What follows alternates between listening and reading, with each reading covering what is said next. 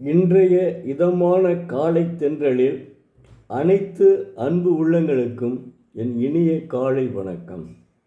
இன்று ஒரு குறள், அதிகாரம் 10, இனியவை கூறல்.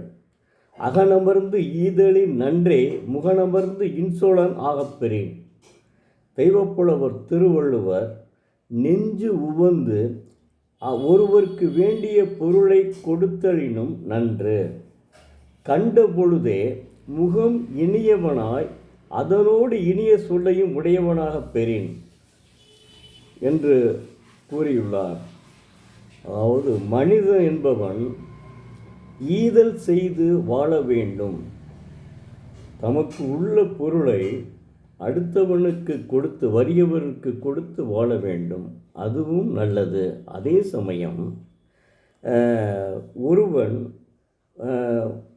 ஒருவன் இன்னொருவனோடு பேசும்போது இனிய சொற்களுடன் பேச வேண்டும். கனிவான பேச்சு இருக்க வேண்டும். இனிய சொற்களும் கனிவான முகமும் இனிய சொற்களும் இருக்க வேண்டும். கண்ட பொழுதே முகம் இனியனவாயும் இனிய சொல்லையும் பேச வேண்டும். அதுவே மனிதனுக்கு இன்றியமையாத இனியவை கூறல் என்கிறார் தெய்வப்புலவர் திருவள்ளுவர். மனிதன் அப்படித்தாங்க இருக்கணும் வாழ்க்கையிலேயே. அதாவது வாழ்க்கை என்பது பூந்தோட்டம் நிறைந்த போராட்டங்கள். அதில் அவன் இன்னொன்று, வாழ்க்கை என்பது நீர்க்குமிழே. அதில் எந்த நேரம் எவனுக்கு என்ன வரும் என்று சொல்லவே முடியாது. இருக்கும் வரை நல்லவனாக வாழ வேண்டும். அதுவே நமக்கு நன்று. தெய்வப்புலவர் அற்புதமாக நீ இந்த 2 குறள் சொல்லியிருக்கேன்னு நினைக்கிறேன். இன்னும் 8 குறளுக்கும் ஒவ்வொன்றுக்கும் ஒவ்வொரு விதமாக இருக்கும். அதை படித்து பாருங்கள், ரொம்ப அருமையாக இருக்கும். அடுத்து இன்று நாம் என்னுடைய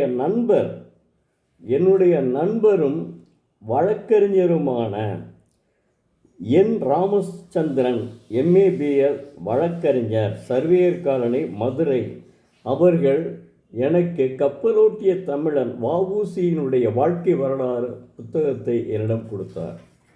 அப்போ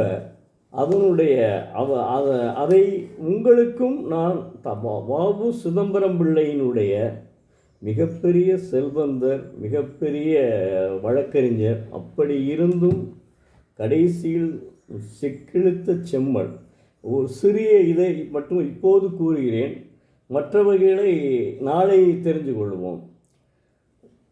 வ.உ.சி என்று அழைக்கப்படும் வள்ளியப்பன் உலகநாதன் சிதம்பரம் பிள்ளை 1872 ஆண்டு செப்டம்பர் 5ஆம் நாள் தமிழ்நாட்டில் தூத்துக்குடி மாவட்டம் ஒட்டப்பிடாரம் என்ற ஊரில் சைவ வெள்ளாளர் மரபில் உலகநாத பிள்ளை பரமாயி அம்மாள் தம்பதியருக்கு மூத்த மகனாக பிறந்தார்.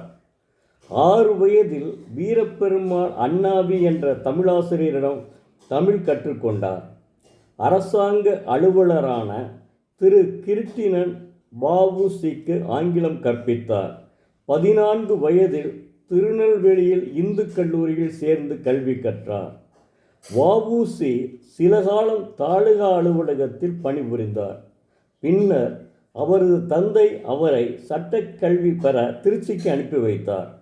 கணபதி ஐயர், ஹரிஹரன் ஆகியோர் அவருக்கு சட்டம் கற்பித்தனர்.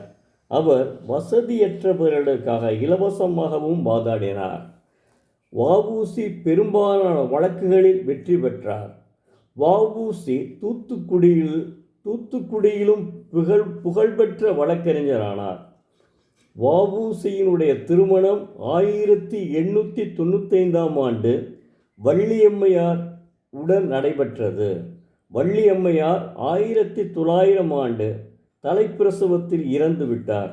பின்னர் வ.உ. சிதம்பரத்தினுடைய திருமணம் மீனாட்சி அம்மாளுடன் செப்டம்பர் 8, 1901 அன்று தூத்துக்குடியில் நடந்தது. பாரதியாருக்கும் அவருக்கும் உள்ள நட்பு என்ன என்பதை குறிப்பிடுகிறேன். வ.உ.சி சென்னைக்கு செல்லும்போது பாரதியாரை சந்திப்பதை வழக்கமாக கொண்டிருந்தார். வ.உ.சி பாரதியார் பாடல்களை விரும்பி கேட்பார். பாரதியார் ஒரு பெரும் புலவர் என்பது உங்களுக்கு ஏற்கனவே தெரியும். வ.உ.சியும் பாரதியாரும் அருகருகே உள்ள கிராமத்தைச் சேர்ந்தவர்கள். இருவரின் தந்தையரும் நெருங்கிய நண்பர்கள். வ.உ.சி. தூத்துக்குடி கைத்தொழில் சங்கம் மற்றும் தரும சங்கம் என்று தமது சுயசரிதையில் குறிப்பிட்டுள்ளார். அடுத்தது, ஆங்கிலேயர்களின் வணிகத்தையே முதலில் எதிர்த்தார். ஆதலால் வ.உ.சி. இந்தியர்களுக்காக ஒரு கப்பல் நிறுவனம் துவங்க தீர்மானித்தார். வ.உ.சி. 1906 அக்டோபர் 16 சுதேசி நவாய் சங்கம் என்ற கப்பல் நிறுவனத்தை பதிவு செய்தார். அதன் தலைவர் மதுரை தமிழ்ச்சங்க தலைவர் வள்ளல் பாண்டித்துரை தேவர். 4ஆம் சங்கத்தினுடைய தலைவர் அவர்தான், பாண்டித்துரை தேவர். சட்ட ஆலோசகர் சேலம் சி. விஜயராகவாச்சியார். சேலம் சென்றால் அரசு கடைக்குழுவிற்கு எதிரே கொஞ்சம் தள்ளி பார்த்தீங்கன்னா இவருடைய சிலை நிறுவப்பட்டிருக்கும். விஜயராச்சாரியாருடைய சிலை. எஸ்.எஸ். காளியோ என்ற கப்பலுடன் திரும்பினார். வ.உ.சி. வெளிநாடு கப்பலுடன், அதாவது ஒரு கப்பலை வாங்கி வந்தார். எஸ்.எஸ். காளியோ என்ற கப்பலுடன் அவர் திரும்பினார். இந்தியர்கள் அனைவரும் பெருமகிழ்ச்சி அடைந்தனர். மக்கள் சுதேசி கப்பலிலே பயணம் செய்தனர். வணிகர்கள் தங்கள் சரக்குகளை சுதேசி கப்பலிலேயே அனுப்பினர். சுதேசி கப்பல் நிறுவனத்தை விட்டு விலகினால் 1,00,000 கொடுப்பதாக கூறினார். ஆங்கிலேயர்கள். வ.உ.சி. மறுத்து விட்டார். ஆனால் சுதேசி கப்பல் நிறுவனத்தினுடைய வளர்ச்சியை அவர்களால் தடுக்க இயலவில்லை. கோரல் நூற்பாலை, தூத்துக்குடியிலே கோரல் நூற்பாலை என்று ஒரு தொழிற்சாலை இருந்தது. அங்கே தொழிலாளர்களுக்கு கூலி மிக குறைவு. அதனால் தொழிலாளர்கள் ஏதேனும் தவறு செய்தால் கடுமையாக தண்டிக்கப்பட்டனர். இதை பார்த்த வ.உ.சி.யும் சுப்பிரமணிய சிவாவும் வேலை நிறுத்தத்திற்கு ஆதரவு அளித்தனர். 1908 பிப்ரவரி 23 வ.உ.சி. தூத்துக்குடியில் சொற்பொழிவு ஆற்றினார். வ.உ.சி. தொழிலாளர்களுக்கு பொதுமக்களினுடைய துணையுடன் தனது சொந்த சொத்துக்களின் மூலமாக உதவினார். இதன் காரணமாக அவர் தனது சொந்த சொத்தில் பெரும்பகுதியை இழந்தார். வ.உ.சி. எல்லாருக்கும் முன்னோடியாக, வழிகாட்டியாக திகழ்ந்தவர்.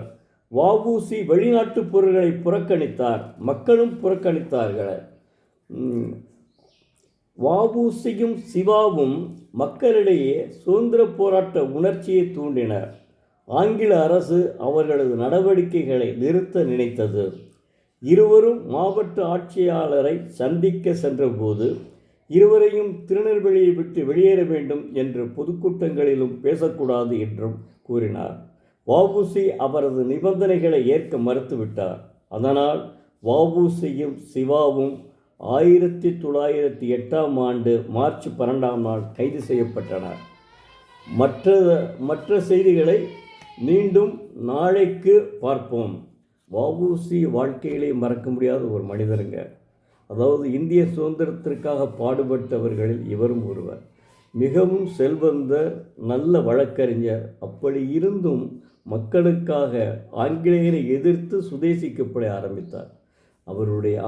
அவரையெல்லாம் ஒரு மனிதர், எப்படி மகாத்மா காந்தி ஒரு அகிம்சையோடு போராடினாரோ, இவர் கொஞ்சம் அகிம்சையோடு சேர்ந்து கொஞ்சம் மக்களை ஆங்கிலேயனை எதிர்த்தார் என்பது உண்மை. அதுக்கு மறக்க முடியாத உண்மை. கடைசியில் செக்கிழுக்க செம்மல் இவர். நாளைக்கு மீண்டும் அதை பார்ப்போம். நன்றி, வணக்கம். நாளை மீண்டும் ஒரு குரலையும் பார்ப்போம்.